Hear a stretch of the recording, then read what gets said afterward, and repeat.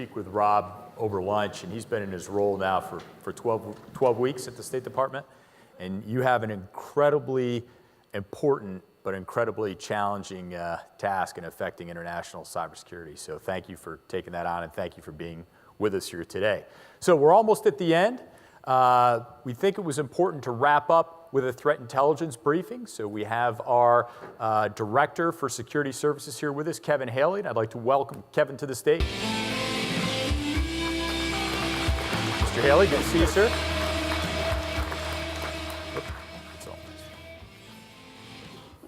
So I had the pleasure of being here last year and giving a presentation pretty much at the same time during the symposium. My topic last year was 20 observations about the threat landscape in 20 minutes. That is one observation per minute. It was exhausting. So I'm trying to make it easier on myself today. Let me see if I can get to the slides. Can we put up my slides? I'll give away the secret. I'm only going to do 3 observations today. All right, I'm going to save myself a lot of trouble, and we'll get you out to the metro a little quicker. Where I wanted to start was in Johnstown, Iowa. This is Johnstown. The weather is a lot nicer than it is here today. But in fairness, this is back in the early fall. It's after supper, and Brianne Schwartz is sitting down with her husband and her 4-year-old son who just started school. They're relaxing after a long day, and her phone dings. She's got a text message, and the text message says, "The life of a precious young child is so precious." Then she says, "Who is this?" She gets another text, "Your child is still so innocent." She's not really happy at this point because this isn't going in a very good direction.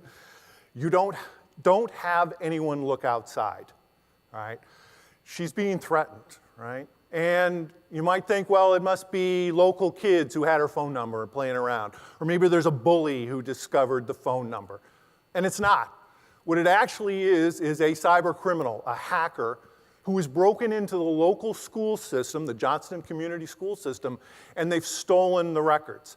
They've stolen the name of her son. They've stolen her name, her address, her phone number, and they're starting to send her text messages to that number. She's waiting to see what's going to happen next. I bring this up because that's clearly a breach. And we look at this data in our Internet Security Threat Report every year. And there's these huge millions and billions of numbers. And it all becomes kind of abstract, right? We're just looking at the numbers. We're really not spending a lot of time on the consequences. And so the first observation I have is breaches do have consequences. There is a person on the end of that number that may be affected, seriously, have their child threatened because of that breach. So who did this? Who was the attacker? Somebody who calls himself the Dark Overlord. Now, this is back in mid-2016. He started breaking into hospitals and stealing their information. And then he would sell it on the underground economy, the underground marketplaces. And then he came up with this idea that he might actually make more money because there's so much data for sale in underground marketplaces. He could maybe make more money selling it back to the people he stole it from. One of his more recent ones is against a plastic surgeon practice in the UK. And he loves the publicity. He let everybody know that happened. And the consequences here that the royal family, it could be revealed they had plastic surgery. I think he likes the publicity, but also this puts a lot of pressure on the people he stole the data from to pay him off. And it's part of the reason that he did it. Now, you may also, if you know him, you say, well, oh, you know what? He also stole television shows, streaming video, and you're right. Not this guy. This is the guy that stole Game of Thrones. He's in Iran. I won't try to pronounce his name. He refers to himself, or did, as Mr. Smith. Good news is he won't be vacationing in any country with extradition treaty with the US, at least anytime soon, because the FBI and the Department of Justice has come after him.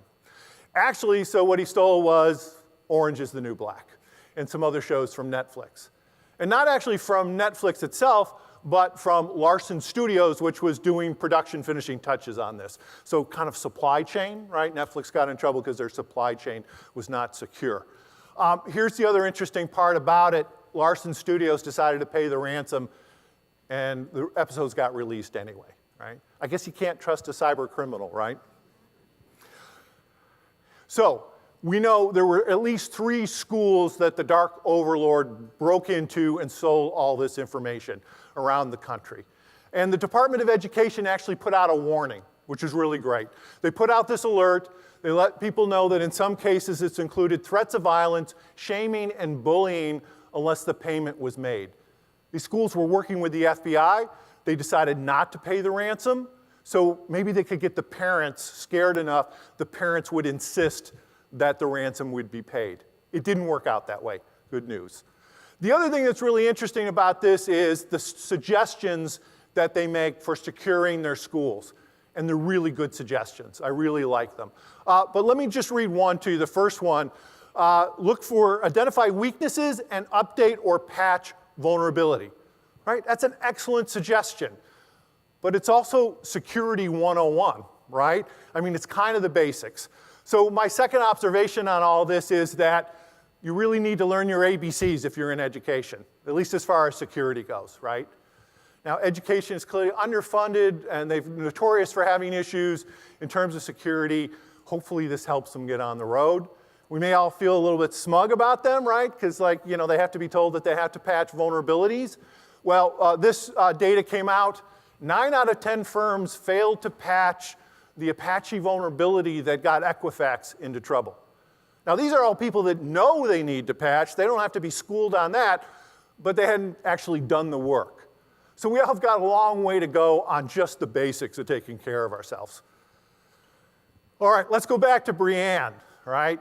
So she's still got her phone. She's receiving these text messages from the Dark Overlord.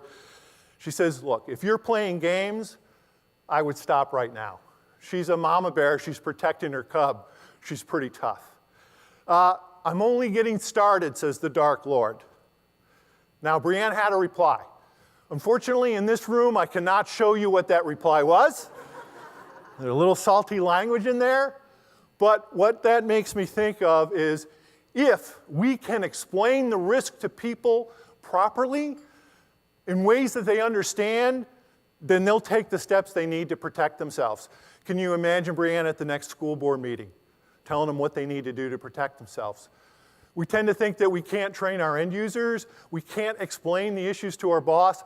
We just need to find the right ways to do it. We need to share it with them in language that they'll understand, and I think it'll make a tremendous difference. All right, that's my 3 observations from the threat landscape. Thanks very much for listening.